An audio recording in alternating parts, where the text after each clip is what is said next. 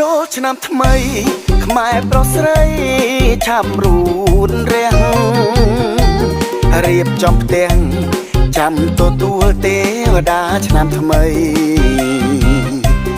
អ្នកស្រុកស្រែ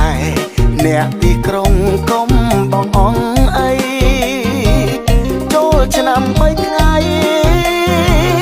យើងជួបជុំគ្នា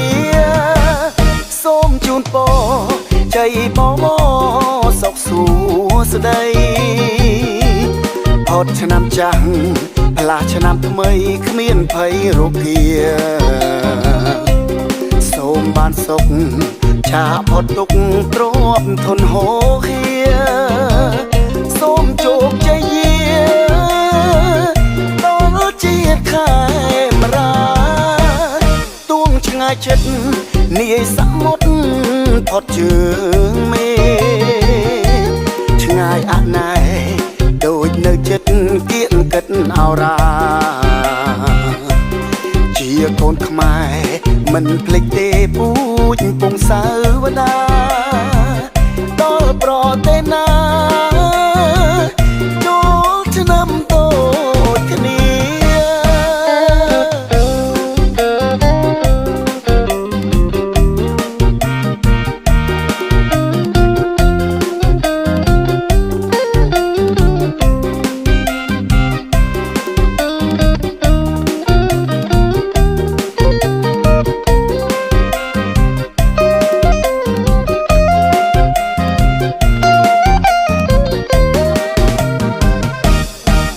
ឆ្នាំថ្មី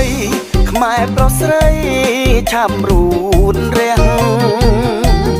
រៀបចំផ្ទាំង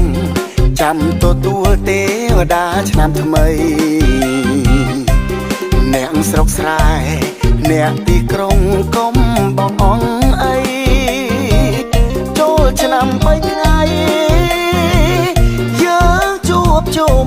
គ្នាសូមជូនពរជ័យបងសុខសួស្តីផុតឆ្នាំចាស់ផ្លាស់ឆ្នាំថ្មីគ្មានភ័យរោគាសូមបានសុខឆាផុតទុក្ខទ្រពធនហូរហៀសូមជោគជ័យដល់ជាតិខែមរាទួងឆ្ងាយចិត្តនាយសមុទ្រផុតជើងមេឆ្ងាយអណែដូចនៅចិត្តគៀងកិតអរាជាកូនខ្មែរមិនភ្លេចទេពូជពងសាវតាដល់ប្រទេសណា